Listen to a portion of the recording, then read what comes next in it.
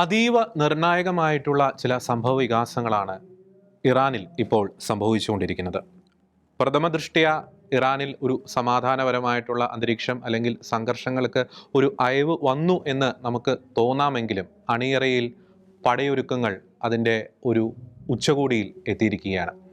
യഥാർത്ഥത്തിൽ ഇറാനിൽ മധ്യപൂർവേഷ്യയിൽ ഇപ്പോൾ നടക്കുന്ന സംഭവ വികാസങ്ങൾ നൽകുന്ന സൂചനകൾ എന്തൊക്കെ? അമേരിക്കയുടെയും ഇസ്രായേലിൻ്റെയും മനസ്സിൽ എന്താണ്? ഒരുപക്ഷെ വലിയ രീതിയിലുള്ള ഒരു ഓൾ ഔട്ട് വാറിലേക്ക് ഇസ്രായേലും അമേരിക്കയും ഇറാനെതിരെ അതിശക്തമായിട്ട് ആ ഒരു സാഹചര്യത്തിൽ നീങ്ങുകയാണെങ്കിൽ ഇറാൻ അതിനോട് എങ്ങനെ പ്രതികരിക്കും?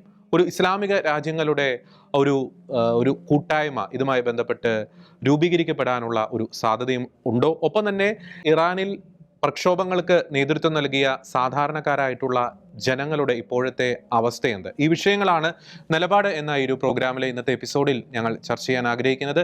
ഞാൻ ജോർജി, എന്നോടൊപ്പമുള്ളത് അരുൺ ജോൺ. അരുൺ ജോൺ, ഇറാനിലെ ഇപ്പോഴത്തെ ഒരു അവസ്ഥ നമ്മൾ പ്രത്യക്ഷത്തിൽ നോക്കുമ്പോൾ സമാധാനപരമായിട്ടുള്ളൊരു അന്തരീക്ഷമാണ്. സംഘർഷഭരിതമായിട്ടുള്ള സാഹചര്യങ്ങൾ അല്പം അതിനൊരു അയവ് വന്നിട്ടുണ്ട്. അപ്പോൾ പൊതുവെ നോക്കുമ്പോൾ ലോകം ഒരു പ്രതീക്ഷയോടുകൂടി തന്നെ മിഡിൽ ഈസ്റ്റിലെ സംഭവ വികാസം നിലവിലെ അവസ്ഥയെ നോക്കിക്കാണും. പക്ഷേ നമ്മൾ അവിടുത്തെ സാഹചര്യങ്ങൾ ആഴത്തിൽ പഠിച്ചു കഴിയുമ്പോൾ ഒരു വലിയൊരു പൊട്ടിത്തെറിക്ക് മുമ്പുള്ള വളരെ നിഗൂഢമായിട്ടുള്ള നിശബ്ദത, അങ്ങനെ വേണമെങ്കിൽ നമുക്കിപ്പോൾ ഇറാൻ്റെ ഇപ്പോഴത്തെ ഒരു അവസ്ഥയെ നമുക്ക് വിശേഷിപ്പിക്കാൻ സാധിക്കും. ഞാനത് പറയാനുള്ള പ്രധാനപ്പെട്ട ഒരു കാരണം എന്ന് പറയുന്നത് പ്രധാനമായും രണ്ട് സംഭവ വികാസങ്ങളാണ്. ഒന്ന്, ഈ ഇറാനുമായി ബന്ധപ്പെട്ടുള്ള ഒരു സംഘർഷങ്ങൾ, ഇറാനുമായിട്ടുള്ളൊരു കൺഫ്രണ്ടേഷൻ ഏതെങ്കിലും സാഹചര്യത്തിൽ ഉണ്ടായിട്ടുണ്ടെങ്കിൽ അതുമായി ബന്ധപ്പെട്ടുള്ള എല്ലാ ഒരുക്കങ്ങളും ഒരു അവസാന ഘട്ടത്തിലേക്ക് അമേരിക്കയുടെ എത്തിക്കൊണ്ടിരിക്കുകയാണെന്നുള്ള ചില വിവരങ്ങൾ പുറത്തു വരുന്നുണ്ട്. അതായത് ഈ പരിചയം വാളും എന്ന ഒരു കോഡ് നെയിമാണ് അമേരിക്ക ഈ ഒരു കാര്യത്തിന്, അല്ലെങ്കിൽ തങ്ങളുടെ ഒരു തയ്യാറെടുപ്പിന് അവർ നൽകിയിരിക്കുന്ന ഒരു പേര് എന്ന് പറയുന്നത്. അതായത് ഷീൽഡ് ആൻഡ് സ്വാർഡ് എന്നാണ് പറയുന്നത്. അതായത് അമേരിക്കയുടെ ഏകദേശം 12ഓളം ഈ ഫ്യൂവല് നിറയ്ക്കുന്ന ടാങ്കർ വിമാനങ്ങൾ അവിടേക്ക് എത്തിക്കൊണ്ടിരിക്കുന്നു. അതായത് അറ്റ്ലാന്റിക് കടന്ന് മെഡിറ്ററേനിയൻ മേഖലയിലേക്ക് എത്തുന്നു. ഒപ്പം തന്നെ അമേരിക്കയുടെ വിമാനവാഹിനി ആ കപ്പലുകളുടെ വലിയൊരു വ്യൂഹം തന്നെ അവിടേക്ക് എത്തിക്കൊണ്ടിരിക്കുന്നു. നമുക്കറിയാം USS അബ്രഹാം ലിങ്കൺ എന്നൊക്കെ പറയുന്ന ആ വലിയൊരു വിമാനവാഹിനി കപ്പൽ അവിടേക്ക് എത്തിക്കൊണ്ടിരിക്കുന്നു. ഒരുപക്ഷെ പലരും ചിന്തിക്കുന്നുണ്ട്, എന്തുകൊണ്ട് ട്രംപ് നേരത്തെ ആ ഒരു സംഘർഷം വളരെയധികം മൂർച്ഛിച്ചിരുന്ന ആ ഒരു ഘട്ടത്തിൽ, അതായത് ഇറാനിലെ പ്രക്ഷോഭം വളരെ ഒരു ക്ലൈമാക്സ് പോയിന്റിൽ എത്തി നിന്ന ഒരു ഘട്ടത്തിൽ ട്രംപ് എന്തുകൊണ്ട് ആക്രമിച്ചില്ല എന്ന് പലരും ചോദിക്കുന്നുണ്ട്. അതിന്റെ പ്രധാനപ്പെട്ട ഒരു കാരണം എന്ന് പറയുന്നത് അമേരിക്കയും ഇസ്രായേലും ചേർന്ന് ഇറാനെ ആക്രമിച്ചു കഴിഞ്ഞാൽ തീർച്ചയായിട്ടും ഇറാൻ തിരിച്ചടിക്കും. അമേരിക്കയുടെ പല സൈനിക സംവിധാനങ്ങളും സൈനിക ബേസുകളും മിഡിൽ ഈസ്റ്റ്, ജോർദാൻ പോലുള്ള മേഖലയിലുണ്ട്. അപ്പോൾ അവയെ കുറെ കൂടി ഒരു പ്രതിരോധപരമായിട്ട് എക്യുപ്ഡ് ആക്കുക എന്നൊരു ലക്ഷ്യം കൂടി ട്രംപിന് ഉണ്ടായിരുന്നു എന്നാണ് പറയുന്നത്. അതിനാൽ തന്നെ കൂടുതൽ താഡ്, പേട്രിയോട്ട് അത്തരത്തിലുള്ള പ്രതിരോധ സംവിധാനങ്ങൾ അമേരിക്ക അവിടെ വിന്യസിച്ചു കഴിഞ്ഞിരിക്കുന്നു. അതിനാൽ തന്നെ ഏത് നിമിഷം ഒരു പൊട്ടിത്തെറി ആ മേഖലയിൽ സംഭവിക്കാൻ സാധ്യതയുണ്ട് എന്നാണ് പറയപ്പെടുന്നത്. അതിനാൽ തന്നെ അരുൺ, നമ്മൾ കൂടുതൽ ആഴത്തിലേക്ക് ഇറാനിലേക്ക് പോകുമ്പോൾ അവിടെ നിന്നുള്ള വിവരങ്ങളൊക്കെ ലഭ്യമാകുന്നതേ ഉള്ളൂ. കാരണം അവിടെ കുറേ നാളുകളായിട്ട് ഇന്റർനെറ്റ് സംവിധാനങ്ങൾ അത് കട്ട് ചെയ്തിരിക്കുന്ന ഒരു അവസ്ഥ. സ്റ്റാർലിങ്ക് മാത്രമേ ഉണ്ടായിരുന്നുള്ളൂ. ആ പ്രക്ഷോഭത്തിന്റെ ഒരു തോത്, കാഷ്വാലിറ്റി സംബന്ധിച്ചുള്ള ഡീറ്റെയിൽസ് പുറത്തു വരുന്നതേ ഉള്ളൂ. ഏകദേശം 26,000-ഓളം പേരെ ഇപ്പോൾ തടവിലാക്കി കഴിഞ്ഞിരിക്കുന്നു എന്ന വിവരങ്ങളൊക്കെ പുറത്തു വരുന്നുണ്ട്. അവരെ കാത്തിരിക്കുന്ന അതിഭീകരമായിട്ടുള്ള പീഡനങ്ങളാണ്. അത് ഞാൻ അടുത്ത ഘട്ടത്തിൽ പറയാം. അപ്പോൾ ഇപ്പോഴത്തെ ഇറാനിലെ അവസ്ഥ ഞാൻ തുടക്കത്തിൽ പറഞ്ഞതുപോലെ വളരെ നിഗൂഢമായിട്ടുള്ള ഒരു നിശബ്ദത തന്നെയല്ലേ? ഈ ഒരു നിശബ്ദത നമുക്ക് നൽകുന്ന ഒരു സൂചനകൾ എന്തൊക്കെ? എത്രത്തോളം ആശങ്കപ്പെടണം ഇറാനിലെയും മിഡിൽ ഈസ്റ്റിലെയും ഇപ്പോഴത്തെ സംഭവ വികാസം? ജോർജി സൂചിപ്പിച്ചതുപോലെ തന്നെ അതൊരു വലിയൊരു പൊട്ടിത്തെറി അല്ലെങ്കിൽ ഒരു വലിയൊരു സുനാമി, ഇറാനിൻ്റെ മേൽ ആഞ്ഞടിക്കാൻ പോകുന്ന ഒരു സുനാമിക്ക് മുമ്പുള്ളൊരു ശാന്തത അല്ലെങ്കിൽ ഒരു നിശബ്ദതയാണ് ഇപ്പോൾ നമ്മൾ കണ്ടുകൊണ്ടിരിക്കുന്നത്. ഇപ്പോൾ പലരും ചിന്തിക്കുന്നുണ്ടാവും, ട്രംപ് പിന്മാറി, ട്രംപ് തൻ്റെ തീരുമാനത്തിന് മാറി. പക്ഷെ നമുക്ക് ട്രംപിൻ്റെ ഓരോ നീക്കങ്ങളും നോക്കിയാൽ കാണാൻ കഴിയും. ഇപ്പോൾ അവസാനം വെനസ്വേലയിൽ ഉണ്ടായത് പോലും നമ്മളാരും പ്രതീക്ഷിക്കാത്ത രീതിയിലുള്ള ഒരു അറ്റാക്കിംഗ് ആണ് വെനസ്വേലയിൽ നടന്നത്. വലിയ രക്തച്ചൊരിച്ചിലുകളൊന്നുമില്ല, പക്ഷേ ട്രംപ് എന്താണ് ഉദ്ദേശിച്ച ആ ലക്ഷ്യം നേടി. ഇത് തന്നെ ഇറാനിനെ കുറിച്ച് ട്രംപിനേക്കാൾ ഉപരി ഇസ്രായേലിന് കൃത്യമായൊരു പ്ലാനുണ്ട്. ഇസ്രായേൽ എന്ത് പറയുന്നു അതായിരിക്കും ട്രംപ് നടപ്പാക്കുക. അപ്പോൾ ട്രംപിനെ സംബന്ധിച്ചിടത്തോളം ജോർജി നേരത്തെ സൂചിപ്പിച്ചതുപോലെ തന്നെ കുറച്ച് കാര്യങ്ങളൊന്നും റെഡിയാവാനുണ്ട്. അത് റെഡിയാകുന്ന ഡേറ്റ് അത് ജനുവരി 26 ഈ പറഞ്ഞ നേവൽ അസറ്റുകളെല്ലാം അവരുദ്ദേശിച്ച പൊസിഷനിങ് കഴിയുന്നത് റെഡ് സീലും മിഡിൽ ഈസ്റ്റിലെ പല ഭാഗങ്ങളിലായിട്ട് അവരുടെ സെറ്റിംഗ് കംപ്ലീറ്റ് ആവുന്നത് ജനുവരി 26 ജനുവരി 26 മുതൽ ഏത് നിമിഷം വേണമെങ്കിലും എന്ന് വേണമെങ്കിലും ട്രംപ് ഇറാനെ ആക്രമിക്കും. അതിനുവേണ്ടിയുള്ള ഒരു കാത്തിരിപ്പിലാണ് ട്രംപ്. ഇസ്രായേലും കൃത്യമായിട്ട് അവരുടെ കാര്യങ്ങൾ ചെയ്തുകൊണ്ടിരിക്കുന്നു. ഈ കഴിഞ്ഞ ജനുവരി പകുതിയോടുകൂടി ട്രംപ് ആക്രമിക്കേണ്ടതായിരുന്നു. പക്ഷേ ഇസ്രായേൽ പറഞ്ഞു ഞങ്ങൾ റെഡിയല്ല, ഞങ്ങൾ റെഡി ആയിട്ടില്ല, മിഡിൽ ഈസ്റ്റ് റെഡി ആയിട്ടില്ല. അപ്പോൾ മിഡിൽ ഈസ്റ്റ് റെഡിയായി. ഇനി ഇറാൻ ഒരു പ്രത്യാക്രമണം നടത്തുകയാണെങ്കിൽ ഗൾഫ് രാജ്യങ്ങളെ സംരക്ഷിക്കാനുള്ള സംവിധാനങ്ങൾ ഇപ്പോൾ അവിടെ ഒരുക്കപ്പെട്ട് കഴിഞ്ഞു. അതോടൊപ്പം തന്നെ ഇസ്രായേലിനെ പ്രതിരോധിക്കാനുള്ള സംവിധാനങ്ങളും ഇസ്രായേലും ഇസ്രായേലിൻ്റെതായ രീതിയിലും കാര്യങ്ങൾ ചെയ്തു കഴിഞ്ഞു. ഇനി അറ്റാക്കിംഗ് മാത്രമേ ഇനി അവശേഷിക്കുന്നുള്ളൂ. അത് ജനുവരി 26-ന് ശേഷം ഏത് നിമിഷം വേണമെങ്കിലും ഉണ്ടാകും. ഇത് ശരിക്കും ഇറാനും അറിയാം. ഇറാൻ അറിയുന്നത് കൊണ്ടാണ് 26 കഴിഞ്ഞാൽ ഇറാനിനി ഒന്നും ചെയ്യാൻ പറ്റില്ല എന്ന് ഇറാൻ അറിയാം. അതുകൊണ്ടാണ് ഇറാൻ ഞങ്ങളിപ്പോൾ ആക്രമിക്കുമെന്നുള്ള ഭീഷണി മുഴക്കിക്കൊണ്ടിരിക്കുന്നത്. അവർ ഇസ്രായേലിനെയാണ് ടാർഗറ്റ് ചെയ്യുന്നത്. അവർ ഇസ്രായേലിനെ ഏത് നിമിഷം വേണമെങ്കിലും ആക്രമിക്കുമെന്ന് പറയുന്നു.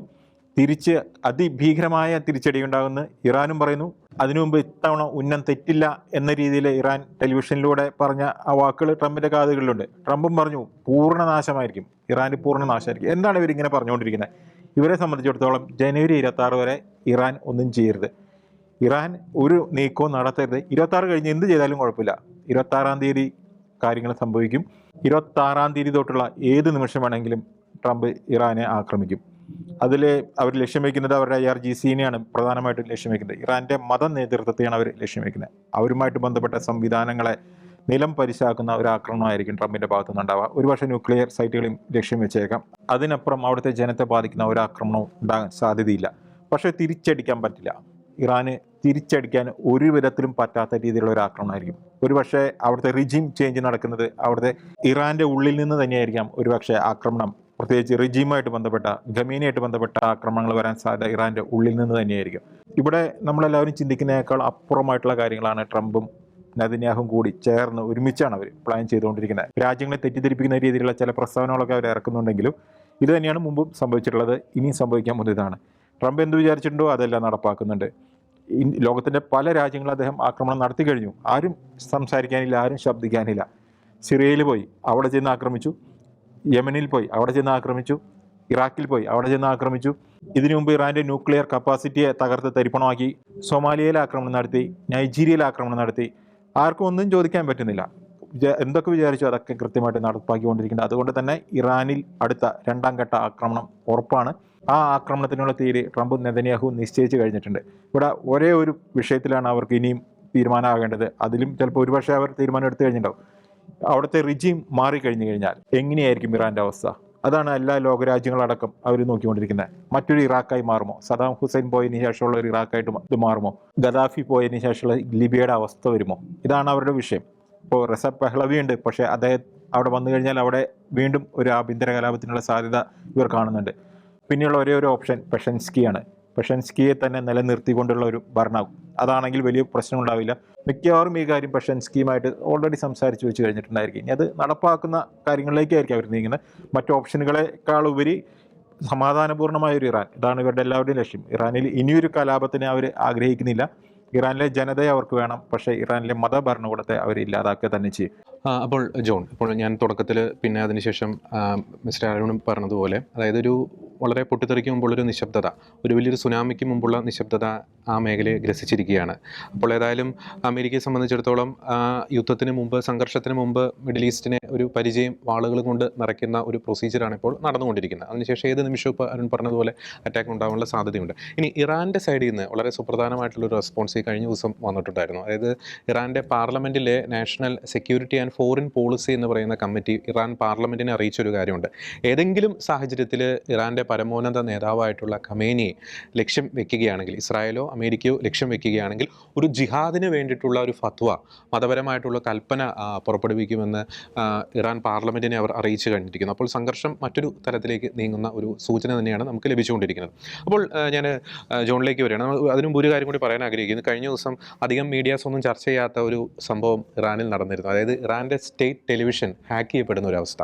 ഏകദേശം ഒരു 4 മിനിറ്റോളം ഇറാൻ റെജീമിനെതിരായിട്ടുള്ള കണ്ടന്റ്, ഹാക്കിങ്ങിന് പിന്നിൽ സ്വാഭാവികമായിട്ട് ആരാന്ന് നമുക്ക് അറിയാം, ഇറാൻ റെജീമിനെതിരായിട്ടുള്ള കണ്ടന്റുകൾ 4 മിനിറ്റോളം ഓൺ എയറായി എന്നാണ് പറയുന്നത്.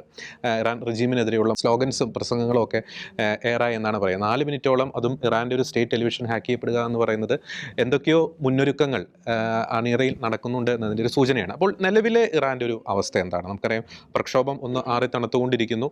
പക്ഷേ ഡെത്ത് ടോൾ സംബന്ധിച്ച വിവരങ്ങൾ ഓരോ ദിവസവും വന്നുകൊണ്ടിരിക്കുകയാണ്. അപ്പോൾ അത് സംബന്ധിച്ച ഏറ്റവും ലേറ്റസ്റ്റ് അപ്ഡേഷൻ എന്താണ്? കഴിഞ്ഞ വർഷം 2025 ഡിസംബർ 28 ആരംഭിച്ച ഇറാനിലെ വളരെ സംഘർഷപൂരിതമായ അവസ്ഥ, ഇപ്പോഴത്തെ അവസ്ഥ കറൻറ്റ് സ്റ്റേറ്റ് എന്ന് വെച്ചാൽ നമുക്ക് അറിയുന്നില്ല. കാരണം ഇൻ്റർനെറ്റ് ബന്ധങ്ങൾ നമുക്കില്ല. സ്റ്റാർലിങ്ക് കണക്ഷൻസ് റഷ്യ, ചൈന മുതലായ അവരുടെ ജാമേഴ്സ് ഉപയോഗിച്ചിട്ട് ഡിസ്കണക്ട് ചെയ്യുന്നു അല്ലെങ്കിൽ ജാം ചെയ്യുന്നുള്ള വാർത്തകളാണ് പുറത്തു വരുന്നത്. അതേസമയം CBS ന്യൂസിൻ്റെ CBS ന്യൂസിൻ്റെ റിപ്പോർട്ട് അനുസരിച്ച് ഏകദേശം ഡെത്ത് ടോൾ ഏകദേശം 20,000-ലധികം കവിഞ്ഞു എന്നാണ് വാർത്തകൾ കേൾക്കുന്നത്. ഈ 12,000, 15,000 എന്നൊക്കെയാണ് മുമ്പുള്ള വാർത്തകൾ ഉണ്ടായിരുന്നത്. പക്ഷേ CBS ന്യൂസിൻ്റെ അടിസ്ഥാനത്തിൽ പറയുന്നത് 20,000 കവിഞ്ഞു എന്നതാണ്. അതുപോലെ തന്നെ മറ്റു റിപ്പോർട്ടുകൾ നമ്മൾ നോക്കുമ്പോൾ തടവുകാർ ഏകദേശം 25,000 തൊട്ട് 30,000 വരെ തടവുകാർ ഇപ്പോഴുണ്ട് എന്നാണ്. അതുപോലെ തന്നെ മർദ്ദനമുറകളുടെ കാര്യം നോക്കുമ്പോൾ അത് വളരെ അസഹനീയമായ കാര്യങ്ങളാണ്. ലോകത്ത് മറ്റൊരു സ്ഥലത്തും ഇല്ലാത്തൊരു തരം മർദ്ദനമുറകളാണ് ഇവർ പ്രയോഗിക്കുന്നതാണ്. അതും ശ്രദ്ധിക്കണം, ഒരു ഭൂരിപക്ഷ ഇസ്ലാമിക രാജ്യമാണ്. അവിടെ ക്രിസ്ത്യൻ പേഴ്സൻറ്റേജ് എന്ന് വെച്ചാൽ 1% ഉള്ളത്. അതിൽ കൂടുതലും അർമേനിയൻ, അസർബൈജാൻ ക്രിസ്ത്യൻസ്, പിന്നെ ഓർത്തഡോക്സ് ക്രിസ്ത്യൻസ്, വളരെ ന്യൂനപക്ഷമായ തുച്ഛമായ കാത്തലിക്സ് മാത്രമേ ഇവിടെയുള്ളൂ. അപ്പോൾ ഇങ്ങനെ ഇരിക്കുന്ന അവസ്ഥയ്ക്ക് ഭൂരിഭാഗം ഇസ്ലാമിക, അത് പ്രത്യേകിച്ച് ഷിയ വിഭാഗമായ അവിടെ ഇസ്ലാമിക ഭരണകൂടം തന്നെയാണ് ഭൂരിഭാഗം വരുന്ന ഇസ്ലാമിസ്റ്റുകൾക്കെതിരെ അല്ലെങ്കിൽ അവരുടെ സ്വന്തം ജനതയ്ക്കെതിരെ ഇറങ്ങി അവരുടെയുള്ള ആൾക്കാരെ തടവിലിട്ട് കൂടുതലായി മർദ്ദനമുറകൾക്ക് വിധേയരാക്കുന്നതെന്നാണ് കേൾക്കുന്നത്. അതിൽ 1-2 മർദ്ദനമുറകളാണ്. ഒന്നാമത്തെ കാര്യം പറയാം, അതായത് തടവുകാരെ ഉറങ്ങാൻ അനുവദിക്കാതിരുന്നിട്ട് ഈ ഇറാനിലെ തണുപ്പുള്ള രാത്രികളിൽ ഇവരുടെ ദേഹത്തേക്ക് പച്ചവെള്ളം ഒഴിക്കുന്നു, അതായത് നക്തരാക്കിയിട്ട് വെള്ളം ഒഴിക്കുന്നുള്ള ഒരു വാർത്തകളാണ്. അതുപോലെ തന്നെ അങ്ങനെ പല മർദ്ദനമുറകളും നമുക്ക് വിവരിക്കാൻ പറ്റാത്ത പല മർദ്ദനങ്ങളുമാണ്. കുറേ വാർത്തകൾ പുറത്തു വരുന്നില്ല എന്നുള്ളതാണ്. വേറെ വാർത്തകൾ കേൾക്കുന്ന അവിടെയുള്ള സ്ത്രീകൾ തങ്ങളുടെ മരിച്ചുപോയ ആൾക്കാരുടെ മൃതശരീരങ്ങൾ കറുത്ത ബാഗിനുള്ളിൽ നിന്നൊക്കെ തപ്പിക്കൊണ്ടിരിക്കുന്ന അങ്ങനത്തെ ഒരു വാർത്ത കേട്ടിരുന്നു. വേറൊരു വാർത്ത കേട്ടെന്ന് പറഞ്ഞാൽ അവരുടെ ഇറാനിലെ പല സ്ഥലങ്ങളിലും മൃതശരീരങ്ങൾ കുമിഞ്ഞുകൂടിയിരിക്കുന്ന വാർത്ത കേട്ടിരുന്നു. അപ്പോൾ ഇതിനൊക്കെ ആജ്ഞാപിക്കാൻ വേണ്ടി, അതായത് തങ്ങളുടെ തന്നെ നന്മയ്ക്ക് വേണ്ടി, ആർക്ക് വേണ്ടിയിട്ടാണോ ഇറാൻ്റെ ഭരണകൂടം നിന്നിരുന്നത്, ആ ഇറാൻ്റെ ഭരണകൂടം തങ്ങളുടെ ജനതയ്ക്ക് തന്നെ തിരിഞ്ഞ് അവരെ ഇല്ലായ്മ ചെയ്ത് വേറെന്തിനൊക്കെയോ ലക്ഷ്യങ്ങൾക്ക് വേണ്ടി കൂത്താടുന്നൊരു ഒരവസ്ഥയിലേക്കാണ് ഇറാൻ്റെ അവസ്ഥ പോയിക്കൊണ്ടിരിക്കുന്നത്. ഇതോടൊപ്പം 1-2 കണക്കുകൾ ഞാൻ അവതരിപ്പിക്കുകയാണ്. നമുക്കറിയാം, ഈ ഇറാൻ്റെ റിയാല് അത് ഈ 2026 കൂടി 1 ലക്ഷം റിയാലിന് 210 രൂപ വരെ താഴ്ന്നു എന്നുള്ളതാണ്. അത് വെറുതെ ഈ ഇറാൻ്റെ ഒരു അവസ്ഥ അൺഎക്സ്പെക്റ്റഡ് ആയിട്ട് സഡൻ ആയിട്ടുള്ള ഷോക്കല്ല, അത് ഗ്രാജുവൽ ആയിട്ടുണ്ടായ ബ്രേക്ക് ഡൗൺ ആണെന്ന് മനസ്സിലാക്കാൻ പറ്റും. വർഷങ്ങളായിട്ട് 5-6 വർഷങ്ങളായിട്ട് തന്നെ അവിടെ ഈ ഇൻഫ്ലേഷൻ റേറ്റ് ഭയങ്കര കൂടുതലായിരുന്നു. അതിനൊരു ഉദാഹരണമാണ് 2021 ഇറാൻ്റെ 1 ലക്ഷം ഇറാൻ്റെ റിയാൽ ഇന്ത്യൻ റുപ്പിയായിട്ട് കമ്പയർ ചെയ്യുകയാണ്. അപ്പോൾ 2021 1 ലക്ഷം റിയാൽ എന്ന് പറഞ്ഞു കഴിഞ്ഞാൽ 1,900 രൂപയായിരുന്നു. അത് 2022 1,600 ആയി, 2023 1,200, 2024 750 രൂപയായി, 2025 260 രൂപയായി, 2026 210 രൂപയായി. അതായത് ഇത് ഗ്രാജുവൽ ആയിട്ടുള്ളൊരു ബ്രേക്ക് ഡൗൺ ആണ്. ഇന്നലെയോ തുടങ്ങിയ. അപ്പോൾ ഇറാൻ ഭരണകൂടം, പ്രത്യേകിച്ച് ആയത്തുള്ള ഖമൈനി എന്നാണ് ആ വ്യക്തിയുടെ പേര്, അദ്ദേഹം പറയുന്ന അനുസരിച്ച് ഇതിന് പിന്നിൽ US ആണ്, മറ്റ് രാഷ്ട്രങ്ങളാണെന്നൊക്കെ പറയുന്നുണ്ട്. ഇതിന് പിന്നിൽ US അല്ല, മറ്റ് രാഷ്ട്രങ്ങളല്ല, ഇതിന് പിന്നിൽ ഇറാൻ്റെ ഭരണകൂടം തന്നെയാണ്. ഇത് 45 വർഷമായിട്ട് ഇറാൻ്റെ ഭരണകൂടം ജനങ്ങൾക്ക് കൊടുത്തുകൊണ്ടിരിക്കുന്ന സ്ഥിതിഗതികളുടെ പരിസമാപ്തിയാണ്, ക്ലൈമാക്സ് ആണ് ഈ നമുക്ക് ഇപ്പോൾ കാണുകൊണ്ടിരിക്കുന്നത്. അതായത് 1979 ശേഷം 2025-26 ഏറ്റവും കൂടുതൽ ഇറാനിൽ ഏറ്റവും വലിയ പ്രക്ഷോഭം ഉണ്ടാകുന്നത്. 2026 നോക്കുമ്പോൾ ഏറ്റവും കൂടുതൽ കൂട്ടക്കുരുതി നടന്ന ഒരേ സ്ഥലം എന്ന് പറയുന്നത് ഇറാനാണ്. കാരണം ഇറാനിലെ ജനങ്ങളുടെ പ്രൊട്ടസ്റ്റ് എന്ന് പറഞ്ഞാൽ സാധാരണ ജനങ്ങളുടെ ആവശ്യകതയാണ് അവിടെ കാണിക്കുന്നത്. സാധാരണക്കാർക്ക് വേണ്ടിയിട്ടാണ് ഭരണകൂടം നിൽക്കേണ്ടത്. എന്നാൽ ഭരണകൂടം നിൽക്കുന്നത് രാഷ്ട്രീയമായ കാര്യത്തിന് വേണ്ടിയിട്ട്, ലോകം പിടിച്ചെടുക്കാനുള്ള കാര്യത്തിന് വേണ്ടിയിട്ട്, ലോകത്ത് മുഴുവൻ ഇസ്ലാമിക ഭരണം കൊണ്ടുവരാനുള്ള രീതിയിൽ വേണ്ടിയിട്ടായിരുന്നു ഇറാൻ്റെ ഭരണകൂടം ഉൾപ്പെടെ മറ്റുള്ള ഭരണകൂടം ശ്രമിച്ചുകൊണ്ടിരിക്കുന്നത്. അതായത് തീവ്രവാദത്തിന് ഇറാനിൽ സാമ്പത്തികമായിട്ട് ആൾക്കാർ ഞെരുങ്ങുമ്പോൾ തീവ്രവാദത്തിന് ഫണ്ട് എടുക്കുന്ന ഒരു രാഷ്ട്രം ഉണ്ടെങ്കിൽ അത് രാഷ്ട്രം ചൂണ്ടിക്കാണിക്കാൻ പറ്റുന്നത് ഇറാനാണ്. അപ്പോൾ ഈ ഇറാൻ്റെ ഭരണകൂടം എന്തിനു വേണ്ടിയിട്ടാണ് നിന്നിരുന്നത്? തങ്ങളുടെ റിലീജിയസ് താല്പര്യങ്ങൾക്ക് വേണ്ടിയിട്ട്, പൊളിറ്റിക്കൽ ഇസ്ലാമിൻ്റെ വളർച്ചയ്ക്ക് വേണ്ടിയിട്ടാണ്. അപ്പോൾ അങ്ങനെയുള്ളൊരു ഭരണകൂടത്തിന് എതിരെ തീർച്ചയായിട്ടും മതവികാരം അല്ലെങ്കിൽ ജനവികാരം പൊട്ടിപ്പുറപ്പെടാന്നുള്ളത് സാധാരണമാണ്. ആ ജനങ്ങൾക്ക് നീതി ലഭിക്കട്ടെ എന്ന് നമുക്ക് ആശംസിക്കാം.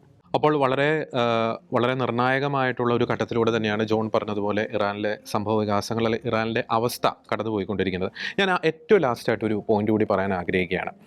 നമുക്കറിയാം, ഈ ഗാസയിൽ സംഘർഷമുണ്ടായിരുന്ന സമയത്ത് all eyes on Gaza, all eyes on Rafah എന്നൊക്കെ നമ്മൾ കേൾക്കുകയുണ്ടായി. പക്ഷേ ഇറാനിലെ സംഭവം എന്ന് പറയുന്നത് ഇപ്പോൾ ഏറ്റവും ലേറ്റസ്റ്റ് വരുന്ന ഡേറ്റ, ഇപ്പോൾ ജോണും സൂചിപ്പിച്ചതുപോലെ 15,000-ലധികം പേരാണ് മരണപ്പെട്ടത്. 30,000-നടുത്ത് ജനങ്ങൾ, സാധാരണ ജനങ്ങൾ ഇറാൻ്റെ തടവറയിൽ കഴിയുകയാണ്. ഞാൻ അതിൻ്റെ ഒരു ഭീകരത വെളിവാക്കാൻ വേണ്ടി 1-2 കാര്യങ്ങൾ കൂടി പറയുകയാണ്. ഈ തടവറയിൽ കഴിയുന്നവരെ കാത്തിരിക്കുന്നത് അതിഭീകരമായിട്ടുള്ള ചില പീഡന മുറകളാണ്. അത് ഈ ചിക്കൻ കബാബ് എന്നറിയപ്പെടുന്ന ഒരു കുപ്രസിദ്ധമായിട്ടുള്ളൊരു പീഡന മുറയുണ്ട് ഇറാൻ്റെ. അതായത് ഈ ആളുകളെ ഈ ചിക്കൻ കബാബ് തൂക്കിയിടുന്ന പോലെ ഈ കൈയും കാലും കെട്ടി തൂക്കി ഇങ്ങനെ ഒരു കമ്പിയുടെ മുകളിൽ ഇങ്ങനെ ഇടും. അത് കഴിഞ്ഞിട്ട് അവരെ ക്രൂരമായിട്ടുള്ള മർദ്ദനത്തിന് വിധേയമാക്കും. രണ്ടാമത്തെ ഒരു കാര്യമുണ്ട്, അവരെ ഉറങ്ങാൻ സമ്മതിക്കില്ല. അതിശക്തമായിട്ടുള്ള ലൈറ്റ് കണ്ണിലേക്ക് അടിക്കും, അതിശക്തമായിട്ടുള്ള സൗണ്ട് ഇങ്ങനെ ചെവിയിലേക്ക് അടിച്ചു കയറ്റും. പിന്നെ ഈ വധശിക്ഷയ്ക്കൊക്കെ വിധിക്കപ്പെടുന്ന വ്യക്തികളെ ഏകദേശം ഒരു മോക്ക് വധശിക്ഷയ്ക്ക് വിധേയമാക്കുമെന്നാണ് പറയുന്നത്. അതായത് യഥാർത്ഥ വധശിക്ഷയ്ക്ക് മുമ്പുള്ള ഒരു മോക്ക് വധശിക്ഷ. അതായത് തൂക്കിക്കൊല്ലുകയാണെങ്കിൽ ഇങ്ങനെ തൂക്കിക്കൊല്ലുന്നു, ജീവൻ വെടിയുന്നതിന് തൊട്ട് മുമ്പ് ഒന്ന് റിലീസ് ചെയ്യുന്നു. അങ്ങനെ ഏകദേശം 10-30ഓളം തവണ മോക്ക് വധശിക്ഷ കഴിഞ്ഞിട്ടാണ് യഥാർത്ഥ വധശിക്ഷയിലേക്കൊക്കെ നയിക്കുന്നതെന്ന് പറയുന്നത്. പിന്നെ ഇവരുടെ നഖം ഇങ്ങനെ വലിച്ചെടുക്കുന്നു. പിന്നെ ഈ ഞാൻ നേരത്തെ പറയുന്ന ചിക്കൻ കബാബ് പോലെ ഇങ്ങനെ കെട്ടിത്തൂക്കി വെള്ളത്തിലേക്ക് ഇങ്ങനെ മുങ്ങി താഴ്ത്തുന്നു, ജീവൻ വെടിയുന്ന അവസ്ഥയാകുമ്പോൾ ഇങ്ങനെ പോകുന്നു. അങ്ങനെ അതിക്രൂരമായിട്ടുള്ള പീഡനങ്ങളാണ്. നമുക്കറിയാം, അതിന് വിധേയമാകുന്നവരിൽ ഒരു 98% പേരും ഈ ഇസ്ലാം മത വിശ്വാസികളാണെന്നാണ് യാഥാർത്ഥ്യം. പക്ഷേ എന്തുകൊണ്ട് ഇവരെ സംബന്ധിച്ച് ഒരു കരച്ചിലോ അല്ലെങ്കിൽ ഐക്യദാർഢ്യമോ എന്തുകൊണ്ട്, പ്രത്യേകിച്ച് നമ്മുടെ കേരളത്തിൽ, ഇപ്പോൾ മിഡിൽ ഈസ്റ്റിൽ എന്ത് നടന്നാലും കേരളത്തിൽ അതിൻ്റെ പ്രത്യാഘാതം ഉണ്ടാകാറുണ്ട്, എന്തുകൊണ്ട് നടക്കുന്നില്ല? അതിൻ്റെ കാരണം വളരെ വ്യക്തമാണ്. ഒറ്റ വാചകത്തിൽ ഞാൻ പറഞ്ഞ് അവസാനിപ്പിക്കുകയാണ്. നമ്മുടെ രാഷ്ട്രീയ പാർട്ടികളുടെ ഈ പറയുന്ന സോക്കോൾഡ് ഐക്യദാർഢ്യത്തെ, അല്ലെങ്കിൽ സോക്കോൾഡ് ഈ പ്രക്ഷോഭങ്ങളെ, സോക്കോൾഡ് പ്രതിഷേധങ്ങളെയൊക്കെ നിയന്ത്രിക്കുന്നത് ഈ പൊളിറ്റിക്കൽ ഇസ്ലാമിൻ്റെ വക്താക്കൾ എഴുതി തയ്യാറാക്കിയ തിരക്കഥയ്ക്ക് അനുസൃതമായിട്ടാണെന്നത് വളരെ വ്യക്തമാണ്. ഇപ്പോൾ വെനിസ്വലയിൽ നമുക്കറിയാം, ഒരു കമ്മ്യൂണിസ്റ്റ് ഏകാധിപതിയാണ് ട്രംപ് പിടികൂടിയത്. ഒരു കമ്മ്യൂണിസ്റ്റുകാരെ സംബന്ധിച്ചിടത്തോളം അവരെ സംബന്ധിച്ച് വൈകാരികമായിട്ടുള്ളൊരു കാര്യമാണ്. പക്ഷേ എന്തുകൊണ്ട് വെനിസ്വലൻ ഐക്യദാർഢ്യം നാം കണ്ടു, പക്ഷേ ഗാസയെ പോലെ അത്ര ഒരു ആത്മാർത്ഥമായിട്ടുള്ള ഐക്യദാർഢ്യം അതിൻ്റെ വന്നോ എന്ന് നിങ്ങൾക്ക് സംശയമുണ്ട്. അപ്പോൾ തീർച്ചയായിട്ടും ഇവരെ നിയന്ത്രിക്കുന്നത് ഇവരുടെ കടിഞ്ഞാൺ പൊളിറ്റിക്കൽ ഇസ്ലാമിൻ്റെ കൈവശമാണെന്നതാണ് ഇത് നമുക്ക് നൽകുന്ന സൂചന. കാര്യങ്ങൾ വളരെ വ്യക്തമാണ്. ഒരു അഗ്നിപർവ്വത വിസ്ഫോടന സമാനമായിട്ടുള്ള ഒരു സാഹചര്യത്തിലൂടെ തന്നെയാണ് ഇറാൻ കടന്നുപോയിക്കൊണ്ടിരിക്കുന്നത്.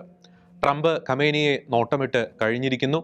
അതിനാൽ തന്നെ ഏത് വിധേനയും ആ പ്രദേശത്തെ സമാധാന അന്തരീക്ഷത്തിന് ഭംഗം വരുത്തുന്ന ഖമേനി ഭരണകൂടത്തെ ഏത് വിധേനയും അവിടെ നിന്ന് നീക്കം ചെയ്യാനുള്ള എല്ലാ നീക്കങ്ങളുമായി ട്രംപ് പടയൊരുക്കം ആരംഭിച്ചു കഴിഞ്ഞു. കൂട്ടിന് ഇസ്രായേലുമുണ്ട്. വലിയൊരു സംഘർഷത്തിലേക്ക് കാര്യങ്ങൾ നീങ്ങാനുള്ള സാധ്യതയുമുണ്ട്. തിരിച്ച് അതിനൊരു മതപരമായിട്ടുള്ള ഒരു ആംഗിളിലൂടെ തിരിച്ചടി നൽകാനുള്ള ഒരുക്കങ്ങൾ ഇറാനിലും ആരംഭിച്ചു കഴിഞ്ഞിരിക്കുന്നു. ഒരു കാര്യം വളരെ വ്യക്തമാണ്, ആ പ്രദേശത്തെ പഴയ പേർഷ്യ സാമ്രാജ്യമായിട്ടുള്ള ഇറാനിലെ ജനങ്ങളുടെ നിലവിലെ ദുരവസ്ഥയ്ക്ക് കാരണം ഖമേനി ഭരണകൂടം തന്നെയാണ്. ആ മതപരമായിട്ടുള്ള ആ പുരോഹിത ഭരണകൂടം അവിടെ നിന്നും ഇല്ലായ്മ ചെയ്യപ്പെടുക തന്നെ ചെയ്യണം. പക്ഷേ അത് വലിയ രീതിയിലുള്ള സംഘർഷങ്ങളിലേക്ക് പോകാതിരിക്കട്ടെ എന്ന് തീർച്ചയായിട്ടും നമുക്ക് പ്രാർത്ഥിക്കാം. മധ്യപൂർവേഷ്യയിൽ ശാന്തിയും സമാധാനവും പുലരട്ടെ. തീവ്ര ഇസ്ലാമിക നിലപാടുള്ള ഭരണകൂടങ്ങൾ അവിടെ നിന്നും ഇല്ലായ്മ ചെയ്യപ്പെടട്ടെ എന്ന നിലപാട് അറിയിച്ചുകൊണ്ട് മറ്റൊരു വിഷയത്തിലെ നിലപാടുമായി ഞങ്ങൾ വീണ്ടും വരുന്നതായിരിക്കും. എല്ലാ പ്രിയപ്പെട്ട പ്രേക്ഷകർക്കും നന്ദി.